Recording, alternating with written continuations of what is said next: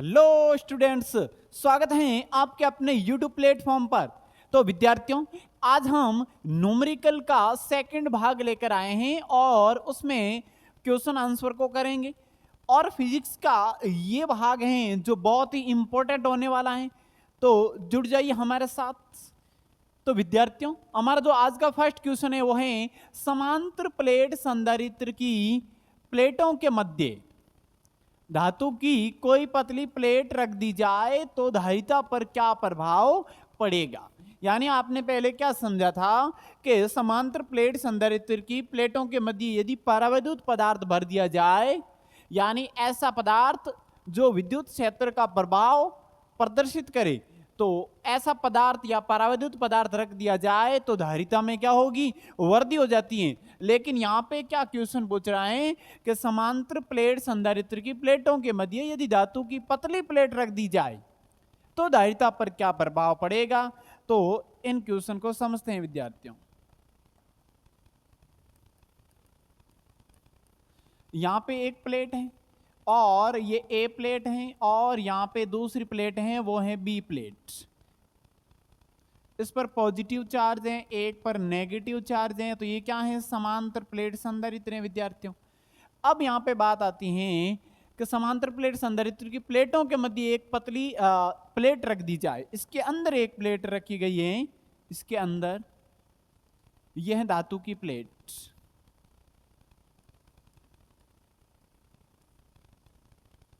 पतली प्लेट। अब यहाँ पे टोटल ये डिस्टेंस है, ये कितनी है विद्यार्थियों, ये है डी।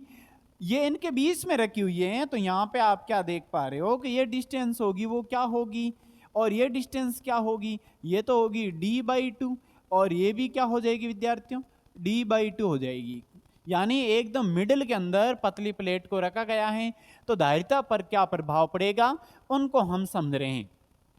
चलो, तो यहाँ पे यदि इसको प्लेट को नाम दे देते हैं सी प्लेट, इस प्लेट को अलग नाम दे देते हैं सी, तो आप क्या देख पा रहे हो कि ए बी सी तीनों प्लेटें तीनों एक ही सीरीज में जुड़ी हुई हैं, यानी ये श्रेणी क्रम में जुड़ी हुई हैं। तो श्रेणी क्रम संयोजन है, तो इसके लिए तो आप क्या लिखोगे, प्लेट ए व सी के लिए, प्लेट ए व सी के लिए। यदि ये वाला एक क्या है, यदि ए और सी कोई संधारित्र का काम कर रहा है, तो फिर उस कंडीशन में जो धारिता होगी वो क्या होगी, तो यहां पे कहेंगे एस, यहाँ पे संधारित्र की धारिता और वो भी एसी की स्थिति में तो क्या होगी, यानी इसके बीच में निर्वात है, तो ये हो जाएगी A epsilon not upon distance होती है डी। यानी आपने क्या फॉर्मूला पढ़ा था, संधारित्र यानी समांतर प्लेट संधारित्र की प्लेटों के मध्य कोई निर्वात है, तो उस समय धारिता क्या होगी, A epsilon not upon D. लेकिन ए और सी की बात कर रहे हैं, तो वो डिस्टेंस क्या होगी, d/2 होगी। ये 2 ऊपर जाएगा तो हमें सी और ए सी क्या प्राप्त होगा, यानी ए सी संधारित्र एक अलग बनेगा, उनकी धारिता क्या होगी विद्यार्थियों, तो ये हो जाएगी 2a epsilon not upon D. इसको इक्वेशन फर्स्ट दे देते हैं। इसी प्रकार बी और सी के मध्य ज्ञात करें तो क्या ज्ञात होगी विद्यार्थियों, यहां पे बी व सी प्लेट के लिए धारिता, तो ये धारिता हो जाएगी सी बी सी बराबर A epsilon not upon d/2। इसमें भी क्या होगा विद्यार्थियों, डिस्टेंस क्या है, d/2 है, ये 2 ऊपर जाएगा तो सी बी सी प्राप्त होगा, वो होगा 2a epsilon not upon D, और ये क्या होगी, इक्वेशन नंबर सेकंड होगी। अब यहां से आप क्या देख पा रहे हो कि ए बी सी तीनों प्लेटें किस में जुड़ी हुई हैं, श्रेणी क्रम में जुड़ी हुई हैं। तो यहां पे क्या लिखेंगे, प्लेटें ए बी व सी श्रेणी क्रम में हैं, श्रेणी क्रम में हैं।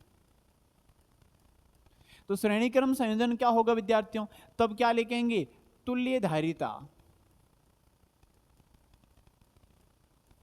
तो तुल्य धारिता होगी सी तुल्य बराबर क्या होगी विद्यार्थियों, सी ए C plus C B C, यानी समीकरण 1 व 2 को जोड़ेंगे जब, सॉरी यहाँ पे सीरीज की बात आ रही है, तो श्रेणी क्रम संयोजन में फॉर्मूला ये नहीं होगा, तो कौन सा फॉर्मूला होगा विद्यार्थियों? तो वो फॉर्मूला होगा 1 वाला। ठीक है, तो ये हो जाएगा 1/c तुल्य, और वो किसके बराबर होगा? 1/c यहाँ पे AC और प्लस 1/c BC। चलो, अब यहाँ पे वैल्यू आप रखोगे तो क्या प्राप्त होगा? 1/c तुल्य होगा, वो होगा 1/c। AC की वैल्यू क्या है विद्यार्थियों? यहाँ पर समीकरण 1 से देख पा रहे हो 2a epsilon not upon D, 2a epsilon not upon D, और प्लस इन्हीं का भी मान सेम होगा, वो भी क्या है? 2a epsilon not upon D. ये डी सबसे ऊपर जाएगा, तो c तुल्य बराबर क्या होगा? d upon 2a epsilon not, और प्लस ये भी हो जाएगा d upon 2a epsilon not. दोनों पद समान हैं, या फिर क्या कह सकते हैं, दोनों का हर बराबर है, तो ये हो जाएगा 1/c तुल्य, 1/c तुल्य बराबर क्या हो जाएगा विद्यार्थियों? ये हो जाएगा 2a एप्सिलॉन नॉट, तो है ऊपर क्या होगा? d प्लस d, यानी ये हो जाएगा 2d upon a, 2a epsilon not, 2 से 2 कैंसिल आउट हो जाएगा, यानी 1/c तुल्य बराबर आएगा, वो क्या आएगा? यानी d upon a epsilon not. तो c तुल्य ज्ञात करना है, व्युत्क्रम करेंगे तो हमें c तुल्य क्या प्राप्त होगा? ये होगा a epsilon not upon d। तो प्रारंभ में भी यही था, जब प्लेट नहीं रखते हैं तो फिर ये वाला फॉर्मूला कार्य करता है, और प्लेट इसमें यदि रख दी है तो ये वाला आंसर आया। इसका मतलब क्या हुआ विद्यार्थियों? इसका मतलब ये हुआ कि धारिता पर कोई प्रभाव नहीं पड़ेगा। तो यहां पे क्या लिखेंगे कि धारिता पर कोई प्रभाव नहीं पड़ेगा। तो ये हमारा क्वेश्चन कंप्लीट होता है, यानी धारिता तुल्य धारिता भी समान आ रही है जब प्लेट इसके बीच में नहीं रखा जाता है। ये प्लेट इसके बीच में नहीं रखेंगे तो उस कंडीशन में ये फॉर्मूला है, और जब रखा तो भी यही फॉर्मूला प्राप्त हुआ। इसका मतलब धारिता पर कोई प्रभाव नहीं पड़ेगा।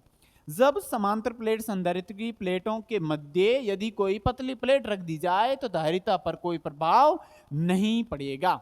ठीक है, नेक्स्ट क्वेश्चन को समझते हैं विद्यार्थियों, क्या होगा। अगला क्वेश्चन है, 3 संधारित्रों की धारिताएं क्रमशः दी गई हैं, यानी क्या है? प्रथम क्या है? 2 माइक्रोफेरेड, फिर है 4 माइक्रोफेरेड, और फिर है 8 माइक्रोफेरेड।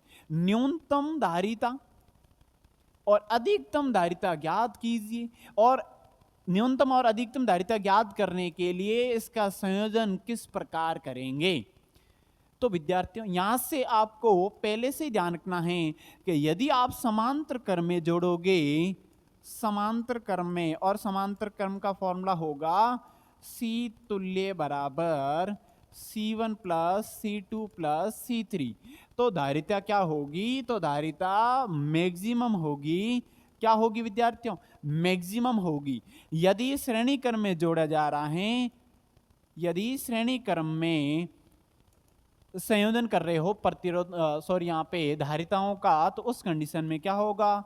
1/c तुल्य होगा, और ये हो जाएगा 1/c1 1/c2 प्लस 1/c3, और इस कंडीशन में धारिता क्या होगी? धारिता मिनिमम होगी। ठीक है, तो यहां से आप हमेशा ध्यान रखना है कि धारिताओं, यहाँ पे यदि संधारित्रों को जोड़ रहे हैं, समांतर क्रम में जोड़ोगे तो धारिता मैक्सिमम होगी, और श्रेणी क्रम में जोड़ोगे तो मिनिमम होगी। चलो न्यूनतम धारिता ज्ञात करते हैं। तो न्यूनतम की कंडीशन में आप क्या लिखोगे? यानी ये फर्स्ट का आंसर है विद्यार्थियों। तो फर्स्ट में आप क्या लिखोगे? श्रेणी क्रम संयोजन से। तो यहाँ पे C1 बराबर क्या है? 2 माइक्रोफेरेड, और C2 भी क्या है? 4 माइक्रोफेरेड, और C3 है वो है 8 माइक्रोफेरेड। अब यहां पे लिखेंगे श्रेणी क्रम संयोजन से, श्रेणी क्रम संयोजन से। और श्रेणी क्रम संयोजन क्यों करेंगे विद्यार्थियों? क्योंकि हमें न्यूनतम धारिता ज्ञात करनी है। और न्यूनतम धारिता कब ज्ञात होगी? जब तीनों संधारित्रों को कैसे जोड़ेंगे? श्रेणी क्रम में जोड़ेंगे। ठीक है, तो यहां पे इनका श्रेणी क्रम संयोजन करेंगे।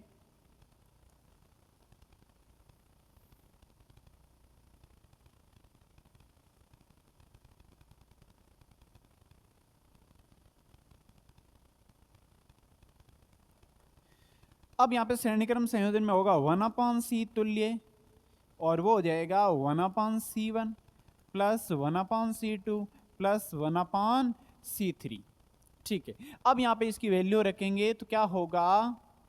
तो ये हो जाएगा 1/c तुल्य बराबर 1/2 प्लस 1/4 प्लस 1/8। अब यहां पे एलसीएम प्राप्त हुआ, वो क्या प्राप्त हुआ? 8 प्राप्त हुआ।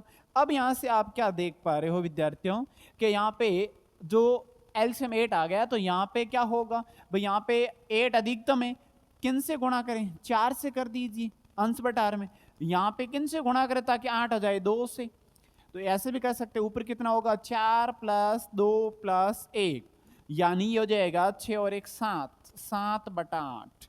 हमें सी तुल्य ज्ञात करना है, और सी तुल्य क्या हो जाएगा? 8/7 माइक्रोफेरेड। 8/7 माइक्रोफेरेड।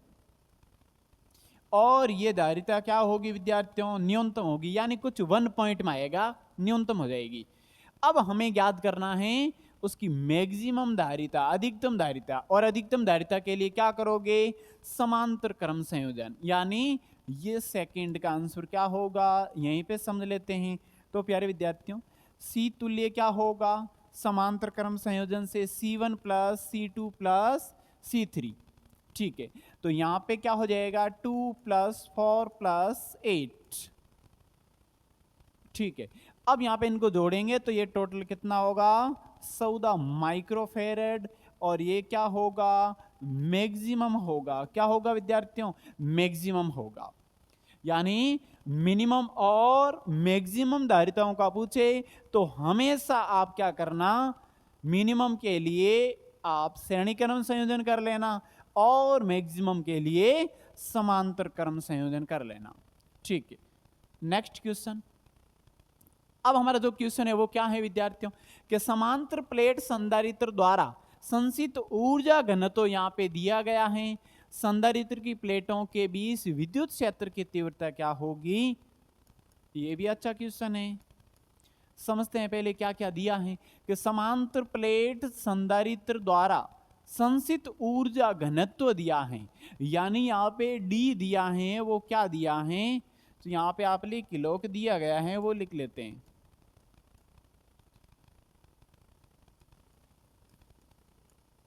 दिया गया है ऊर्जा घनत्व, जिनको डी से डिनोट करते हैं, तो वो क्या दिया है? 17.70, और दिया है जूल प्रति मीटर क्यूब।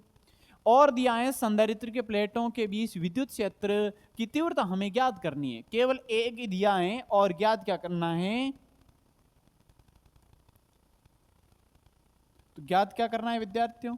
ज्ञात करना है विद्युत क्षेत्र की तीव्रता, यानी ई हमें यहां पे ज्ञात करना है। तो क्या ई और डी में कुछ फॉर्मूला है? आपने फॉर्मूला पढ़ा होगा ऊर्जा घनत्व का विद्युत क्षेत्र की तीव्रता के रूप में, तो ये फॉर्मूला था। तो यहां पे क्या होगा? सूत्र से। और फॉर्मूला इसका एक डेरिवेशन भी हमने किया था, तो फॉर्मूला होगा डी बराबर half epsilon not E square. हमें विद्युत क्षेत्र की तीव्रता ई स्क्वायर ज्ञात करना है, तो बाकी वाले जो भी पद हैं इस साइड में भेजेंगे, तो 2 का इस साइड में गुणा करेंगे तो क्या प्राप्त होगा? 2d बराबर एप्सिलॉन नॉट, 2d बराबर एप्सिलॉन नॉट ई स्क्वायर। हमें ई की वैल्यू ज्ञात करनी है, तो एप्सिलॉन नॉट का भाग देंगे, तो क्या प्राप्त होगा विद्यार्थियों? 2d अपॉन एप्सिलॉन नॉट बराबर ई स्क्वायर। और ई ज्ञात करना है तो रूट में कर लेंगे, यानी ई बराबर हो जाएगा रूट के अंदर 2d अपॉन एप्सिलॉन नॉट। अब यहां पे जो d होगा वो क्या होगा विद्यार्थी? तो E बराबर 2 इंटू जो डी होगा वो डी की वैल्यू यहाँ पे कितना दिया है, 17 पॉइंट दिया है, 17.70, और अपॉन में क्या हो जाएगा, एप्सिलॉन नॉट, एप्सिलॉन नॉट क्या होगा 8.85 इंटू 10 की पावर क्या होगी विद्यार्थियों, यानी यह हो जाएगी 10 की पावर -12, 10 की पावर क्या हो जाएगी, -12 हो जाएगी। ठीक है, अब यहाँ पे इनका सॉल्यूशन करेंगे तो क्या होगा, यानी 8.85 का ये डबल है, इसका मतलब यहाँ पे इनका ये डबल होगा तो क्या होगा विद्यार्थियों, यहाँ से ये कैंसिल आउट होगा, ये 1 बार होगा, ये 2 बार कैंसिल आउट होगा, यानी इनका डबल है ये वाला, 8.85 का डबल है वो है 17.70, तो यहाँ पे 2 बार कैंसिल आउट हो गया, तो E बराबर क्या हो जाएगा, रूट के अंदर ही होगा, वो हो जाएगा 2 इंटू 2 इंटू ये 10 की पावर -12 ऊपर जाएगा, तो ये हो जाएगी पॉजिटिव, पॉजिटिव ये हो जाएगा, और E बराबर क्या होगा, 2 इंटू 2 कितना होगा, 4 होगा, और 4 बार आएंगे तो क्या बनेगा, यानी इनको आप लिख सकते हैं 2 बार लिख सकते हैं, इंटू 10 की पावर 12 बार आएगा तो क्या बनेगा, 10 की पावर 6 बनेगा।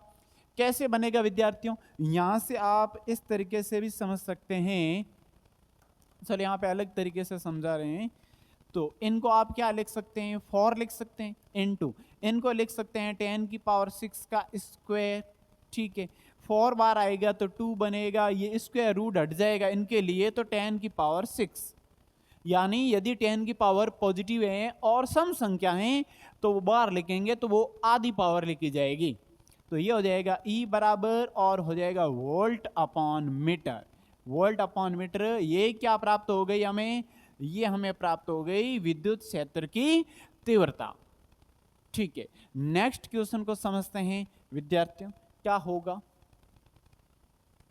5वां क्वेश्चन है वन डे ग्राफ जनित्र क्या है, यानी इसका बड़ा डेरिवेशन पहले था, इसको हटा दिया गया है, केवल आप कितना ध्यान रखना है कि वन डे ग्राफ जनित्र होता क्या है, तो ये एक ऐसा उपकरण है, यहाँ पे लिख लेते हैं, जो उच्च विभव प्राप्त करने में इनका उपयोग करते हैं, यानी ऐसा उपकरण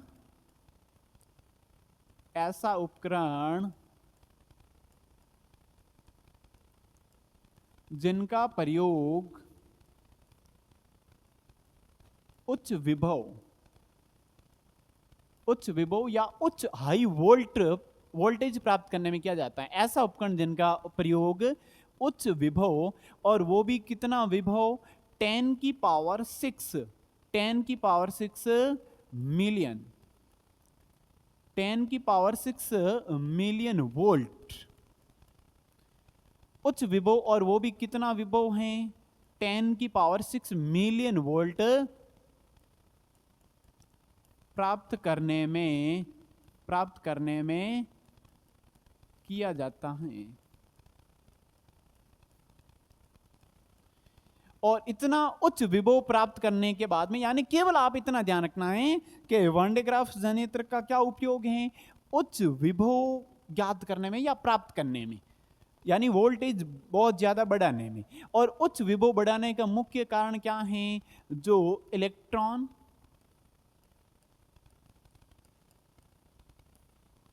प्रोटॉन वो अल्फा कण को त्वरित करने में,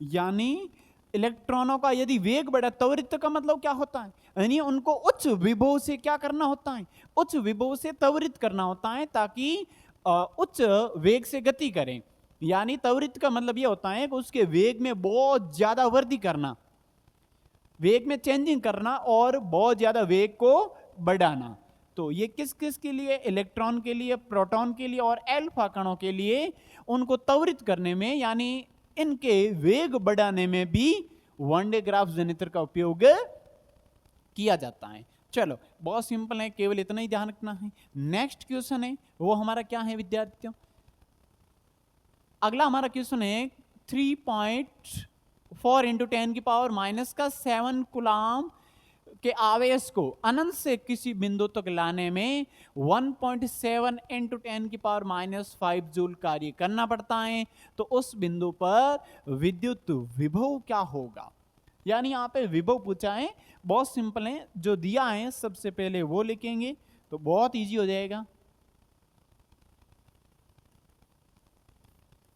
सबसे पहले क्या लिखेंगे, दिया गया,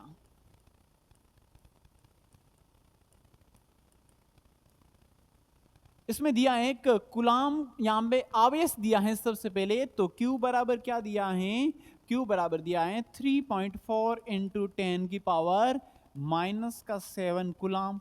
ठीक है, और क्या दिया है, आवेश को अनंत से, विभव की परिभाषा क्या होती है विद्यार्थियों, यानी अनंत से विद्युत क्षेत्र में आवेश को लाने में किया गया कार्य, तो लाने में इतना जूल कार्य करना पड़ता है। ये तो था आवेश, इतने कूलाम का आवेश लेके आए और इतना कार्य किया, यानी W बराबर क्या दिया है 1.7 इंटू 10 की पावर -5 जूल कार्य करना पड़ता है। तो उस बिंदु पर विभव की गणना करनी है।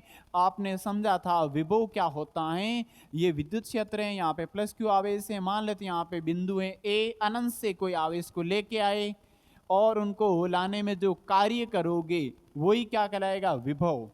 यानी V बराबर क्या था, W अपॉन क्यू, V बराबर W अपॉन क्यू। तो यहां पे जो फॉर्मूला लगेगा वो क्या लगेगा विद्यार्थियों, V बराबर W अपॉन क्यू, ये फॉर्मूला लगाएंगे और इसमें वैल्यू रखेंगे, दी गई है, और हमें क्या प्राप्त हो जाएगा, विद्युत विभव। बहुत सिंपल क्वेश्चन है। चलो वैल्यू रखते हैं इसमें।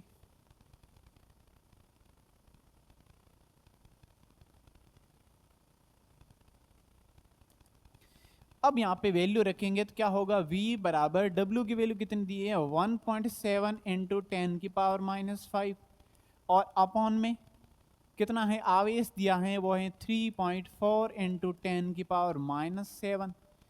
अब यहां से आप क्या देख पा रहे हो कि पॉइंट से पॉइंट को उड़ा दो, यानी पॉइंट से पॉइंट को उड़ाया तो ये कितनी बार कैंसिल हो गया, 2 बार, और ये इनसे कैंसिल हो गया, तो ऊपर तो कितना बचा, 1 अपॉन में क्या था 2 इंटू ये 10 की पावर कितनी बचेगी, -2।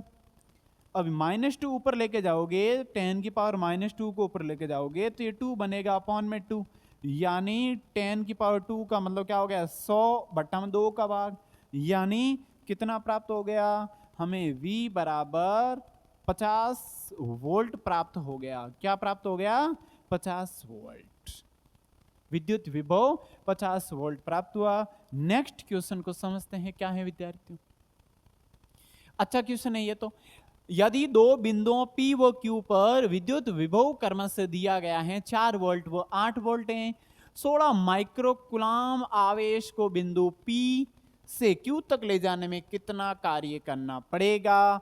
बहुत सिंपल क्वेश्चन है, लेकिन कॉन्सेप्ट समझना पड़ेगा यहां पर। ठीक है, समझते हैं क्या है इनका कॉन्सेप्ट।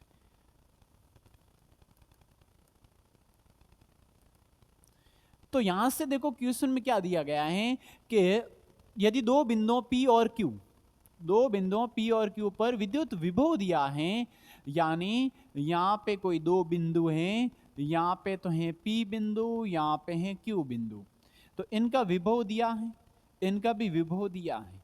तो इनका कितना दिया है, P पर तो है 4 वोल्ट, इनका है 8 वोल्ट।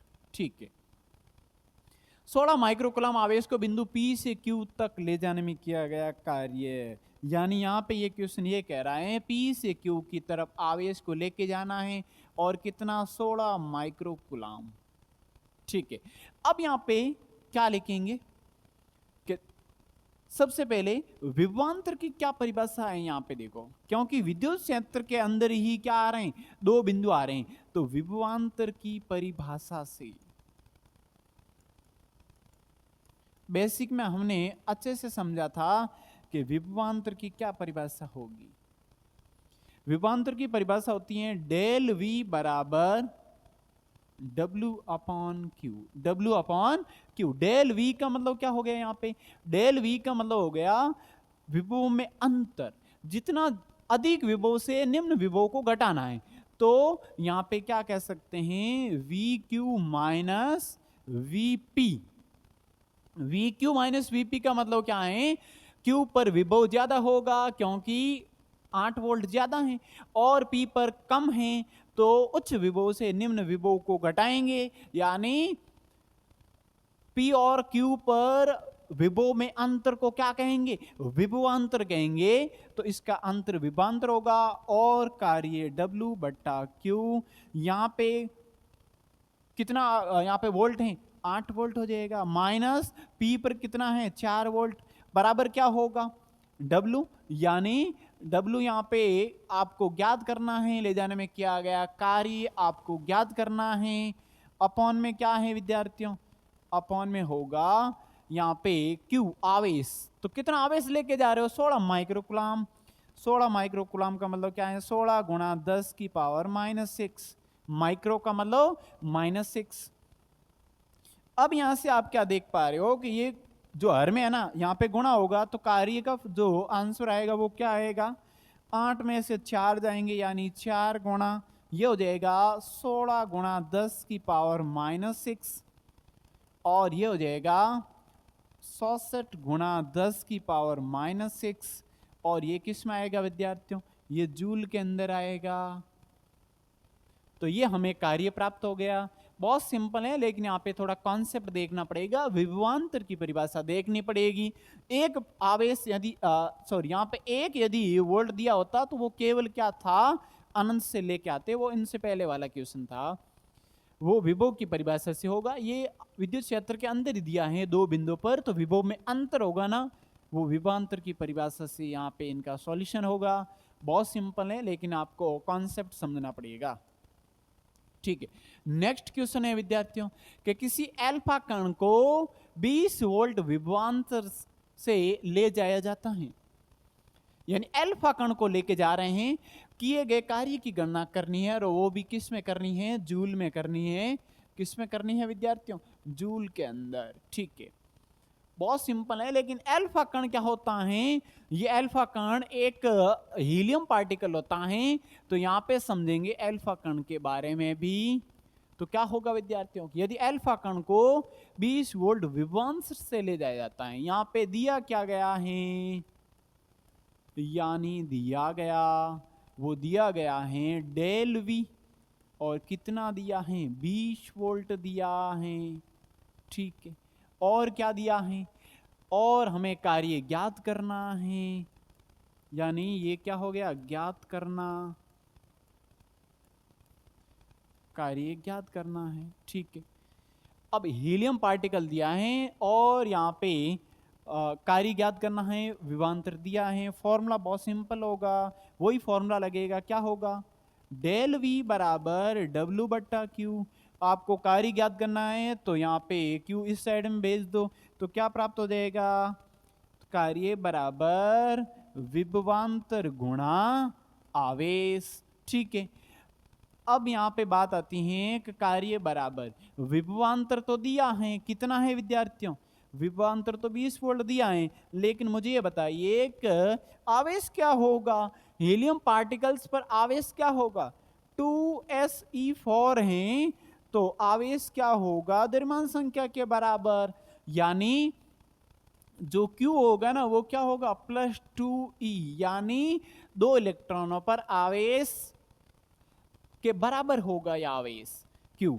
तो यहां पे आप रखोगे तो क्या होगा, ये कार्य बराबर ये हो जाएगा 20 × 2 इलेक्ट्रॉन, यानी 20 × 2 × 1 इलेक्ट्रॉन पर जो चार्ज होगा वो होगा 1.6 × 10 की पावर -19। ठीक है, अब इसका गुणा कीजिए, ये पॉइंट, इस पॉइंट को हटाना है तो फिर ये क्या होगा, अपॉन में 10 होगा, 0 से 0 कैंसिल आउट होगा, तो कितना होगा 4, 2 और 2 का गुणा 4 गुणा 16 गुणा 10 की पावर -19, यानी ये हो जाएगा 66 × 10 की पावर क्या हो जाएगा 19, ये जूल होगा, कार्य के बराबर प्राप्त हो गया। ठीक है, बहुत सिंपल है, लेकिन यहाँ पे क्वेश्चन थोड़ा सा घुमाया है, अल्फा कण दिया है, अल्फा कण में क्या होगा, आवेश +2 इलेक्ट्रॉन के बराबर होगा। ये आंसर कंप्लीट हो। अच्छा क्वेश्चन है, अब इनको करने जा रहे हैं। और ये क्वेश्चन क्या है प्यारे विद्यार्थियों, यानी कि 2√2 मीटर भुजा वाले एक वर्ग के प्रत्येक कोने पर 2 × 10⁻⁻2 कूलाम आवेश रखा गया है। प्रत्येक यहाँ पे इसके केंद्र पर विद्युत विभव की गणना करनी है। चलो डायग्राम बनाते हैं। सबसे पहले तो ये एक वर्ग है और वर्ग के प्रत्येक कोने पर यहाँ पे दिया इसकी भुजा कितनी है, तो भुजा है 2√2। ये भी कितनी होगी, 2√2, और ये भी 2√2 होगी, और ये 2√2। ए, बी, सी और डी। इसके विकर्ण को मिलाएंगे तो विकर्ण क्या है विद्यार्थियों, यानी ए और सी को मिलाएंगे और सी और डी को मिलाएंगे, यहाँ पे बी और डी को मिलाएंगे। ठीक है, अब इसके केंद्र पर पूछा है और क्या कहा है कि वापस एक बार पढ़ लेते हैं कि 2√2 मीटर भुजा वाले एक वर्ग के प्रत्येक कोने पर 2 × 10⁻, यानी यहाँ पे इसके कोनों पर या इसके शीर्ष पर क्या रखा गया है, आवेश। और वो आवेश कितना है, Q बराबर 2 × 10⁻⁻2 कूलाम। ठीक है, इतना आवेश रखा गया है। हमें इसके केंद्र पर आवेश ज्ञात करना है, यानी विभव ज्ञात करना है। सॉरी, यहाँ पे इसके केंद्र पर कि कितना विभव होगा। चलो इसके केंद्र पर विभव ज्ञात करेंगे।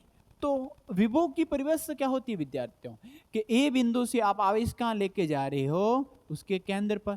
फिर इसी प्रकार बी बिंदु से कहाँ लेके जा रहे हो, यहाँ पे पी बिंदु पर। इसी प्रकार सी से और डी से भी लेके जाएंगे। तो हमें जरूरत पड़ेगी विकर्ण की। किसकी जरूरत पड़ेगी विद्यार्थियों, विकर्ण की जरूरत पड़ेगी। तो विकर्ण कैसे ज्ञात होगा, क्योंकि यहाँ पे 90 डिग्री एंगल है, तो 90 डिग्री है, तो यहाँ पे आप पाइथागोरस प्रमेय लगा सकते हैं। तो त्रिभुज एडीसी से क्या होगा, पाइथागोरस प्रमेय क्या होगा विद्यार्थियों, तो पाइथागोरस प्रमेय से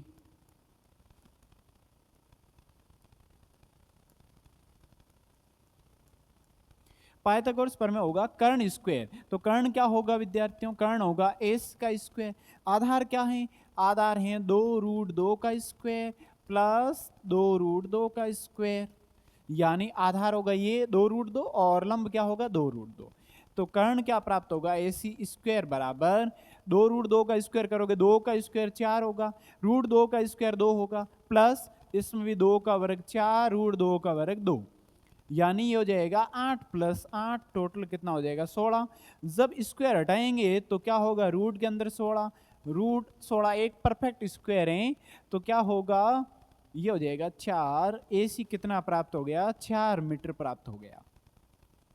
अब मुझे ये बताइए कि 4 मीटर हैं, ये टोटल A से C तक 4 हैं, तो AP कितना होगा, 2 मीटर AP होगा। P और C कितना होगा, 2 मीटर। इसी प्रकार ये भी 2 मीटर होगा, ये भी 2 मीटर होगा।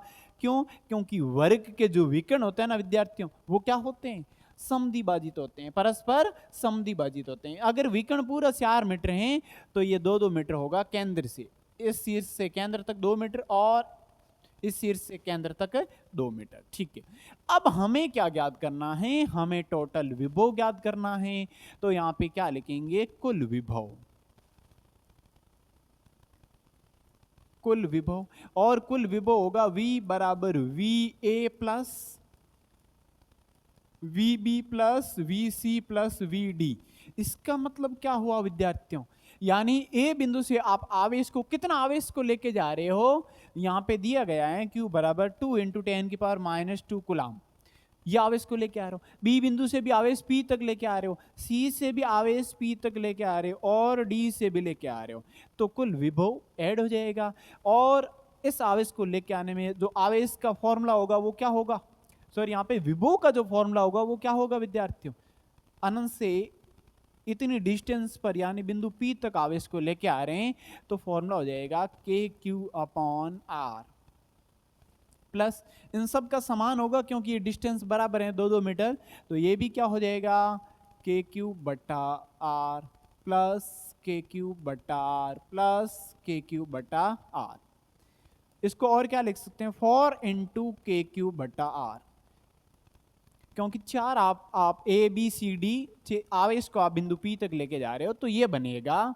यहां से आप मान रख दीजिए तो क्या हो जाएगा, के का मान क्या है 9 गुणा 10 की पावर 9, क्यू कितना है, क्यू यहाँ पे दिया है 2 गुणा 10 की पावर 2 माइनस का, ठीक है, अपॉन में आर कितना है, आर आप यहाँ से देख सकते हैं 2 मीटर होगा, ये वाला आर, तो 2 मीटर होगा, 2 से 2 कैंसिल आउट हो जाएंगे, 9 और 4 का गुणा करेंगे तो 37 होंगे, 10 की पावर 2 और 10 की पावर सॉरी यहाँ पे 9 और 10 की पावर -2 कैंसिल आउट होंगे, 10 की पावर 7 बचेगा।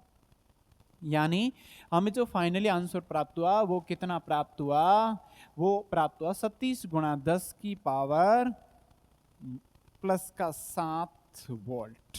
ये होगा इसके केंद्र पर टोटल विभव होगा। बहुत सिंपल है लेकिन समझना पड़ेगा। यहाँ पे पाइथागोरस प्रमेय से हमने कर्ण ज्ञात किया, और वर्ग की क्या विशेषता होती है कि इनके विकर्ण परस्पर समद्विभाजित होते हैं। आधा किया, ए बिंदु से आवेश को लेके आओगे पी तक, इसी प्रकार बी से सी से डी से, यानी टोटल विभव जुड़ेगा, और ये बराबर हैं, डिस्टेंस बराबर हैं, तो फिर 4 गुना हो गया, मान रखा और कैलकुलेशन करते ही आंसर प्राप्त हो गया। नेक्स्ट क्वेश्चन समझते हैं क्या है विद्यार्थियों, कि एक समांतर प्लेट संधारित्र की धारिता यहाँ पे दी गई है।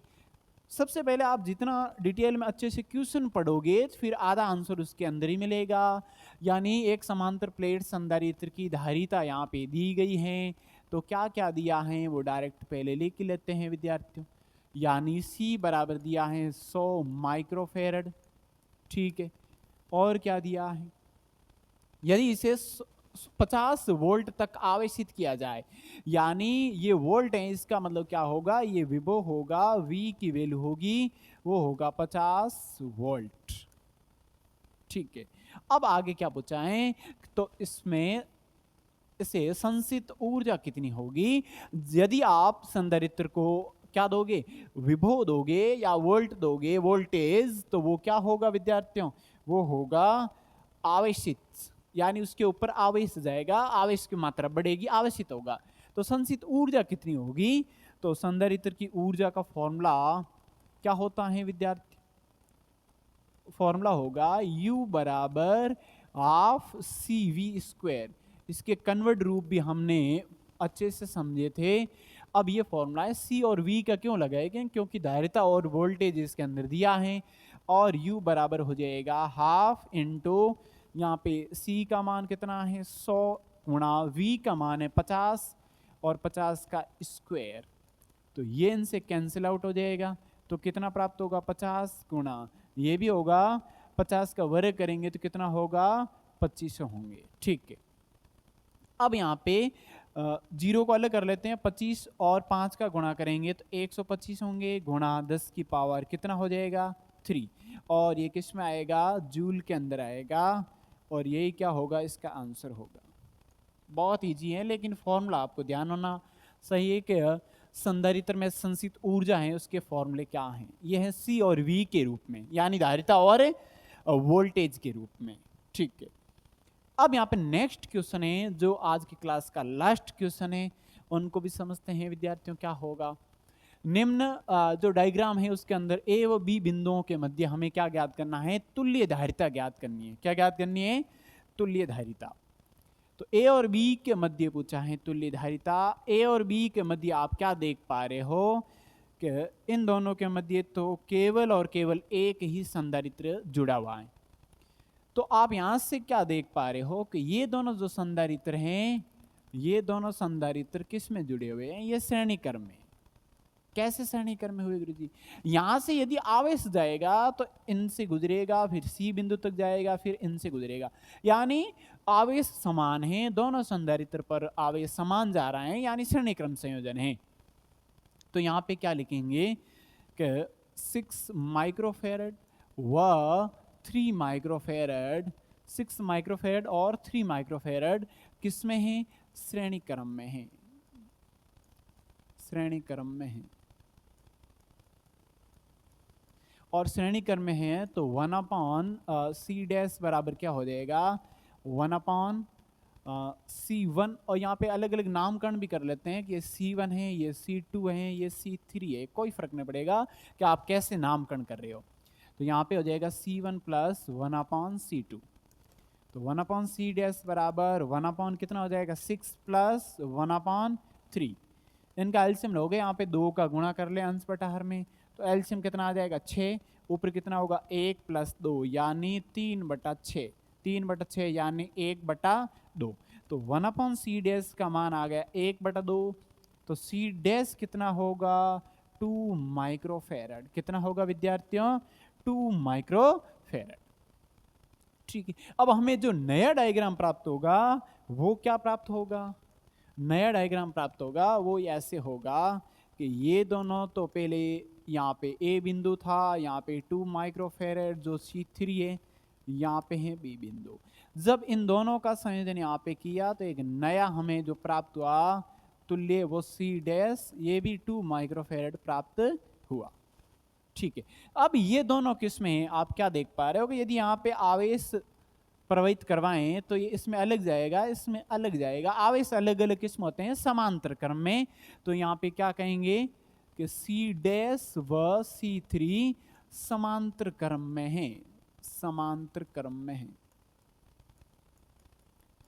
और समांतर क्रम में है तो फिर C तुल्य प्राप्त होगा। वो क्या होगा C डैश प्लस C3 यानी 2 प्लस 2 यानी 4 माइक्रोफेरेड। हमें C तुल्य धारिता प्राप्त हो गई, यानी A और B बिंदुओं के मध्य हमें जो तुल्य धारिता प्राप्त हुई वो 4 माइक्रोफेरेड प्राप्त हुई। आज की क्लास समाप्त होती है विद्यार्थियों, और नेक्स्ट हम पढ़ेंगे chapter number 3। Chapter second complete हो चुका है, ये लास्ट क्वेश्चन था। और अब जो थर्ड चैप्टर है वो विद्युत धारा, इलेक्ट्रिक करंट, उनको डिटेल में समझेंगे। तो इनसे पहले वाले फर्स्ट और सेकंड चैप्टर को अच्छे से डिटेल में कीजिए। कोई डाउट लगे तो कमेंट के जरिए बताइए, ताकि और कोई उनके बारे में सजेशन कर सकते हैं। तो मिलते हैं नेक्स्ट क्लास में। Thank you.